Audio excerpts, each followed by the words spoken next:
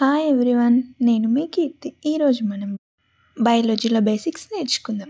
So first మనం biology basics తెలుసుకోవాలి అంటే ఫస్ట్ మనకి బయాలజీ అంటే ఏంటో తెలవాలి, అవునా కాదా? So biology is the study of life and living organisms. It covers a wide range of topics including the structure, function, growth, origin, evolution and distribution of living things. And బయాలజీలో include అయ్యే key concepts వచ్చేసి cells, genetics, evolution, ecology and physiology.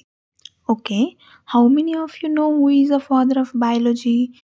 Aristotle, a Greek philosopher, is known as father of biology. ఇప్పటి వరకు మనం biology అంటే ఏంటి, బయాలజీలో ఎలాంటి topics cover చేస్తుంది అండ్ అందులో కీ కాన్సెప్ట్స్ ఏంటి, ఫాదర్ ఆఫ్ బయాలజీ ఎవరు అనేటివి తెలుసుకున్నాం. అండ్ ఇంకోటి చాలామందికి డౌట్ వచ్చే ఉంటుంది, అసలు మనం బయాలజీ గురించి ఎందుకు నేర్చుకోవాలి, అది చదివితే ఏమొస్తుంది అని అనుకుంటాం, అవునా కాదా? Actually biological science is literally everywhere and everything. As a living being we are part of biology.